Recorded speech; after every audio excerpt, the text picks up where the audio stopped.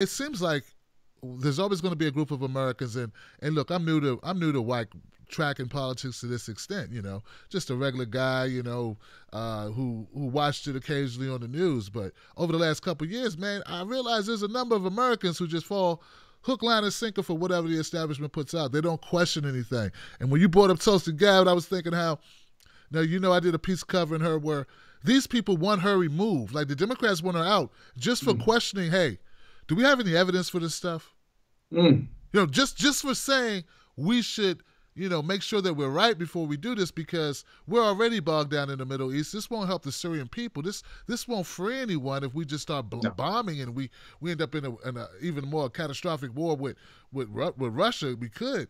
At least a war by proxy anyway, because they're going to be, so these people that buy into this H.A., man, dude, what do we do about them?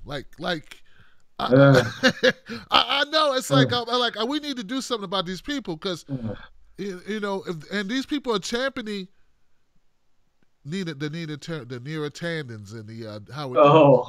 They're championing them, man. They're clapping for these people who are clapping for Hillary, who are clapping for Trump right now. And I don't know, man. I'm feeling a little more pissed off than usual. There is a way. And I'm not saying that I want it to happen. There's a way to really screw them, Tim. And the only way to defeat them, I think that they'll get the message, at least more of them will get the message. I'm not saying I want this to happen. I'm not going to work for this. Okay. But the only way is another Trump win. You think that'll do it? I'll tell you what. Trump winning, they can chalk it up as, oh my God, that's just, that's a fluke. So if you go up and you play a game with somebody, you're supposed to be the expert, but that person wins, you can say, oh, beginner's luck. Yeah. Now it's all about donors. They raised $1.2 billion. Yeah. Trump only raised $600 million. Now he's going to raise just as much, if not more, than Democrats. Democrats are screwed in terms of, they don't have any bold messages like Tulsi Gabbard or Nina Turner or Bernie Sanders. They don't have bold messages. And when they do, they squash them. Oh yeah, when they do, they squash them. Yeah. Or they pick the most diluted. So they're not running on a message that people be like, okay, here's $5, here's $10. Let's, I believe in this. Let's make this happen. They're going after. Tom Perez was elected to go after big corporate donors, Wall Street, everything. Now, there's going to be a point, if they lose in 2020, there's going to be a point where really rich people are like, I'm not going to pay 30 grand for this cold fish and, Chardonnay or whatever, iced tea. I'm not, they're going to, the donors will rebel. Right. People like you and me, we already rebelled, but they don't care about the money that we can give them, or they don't care.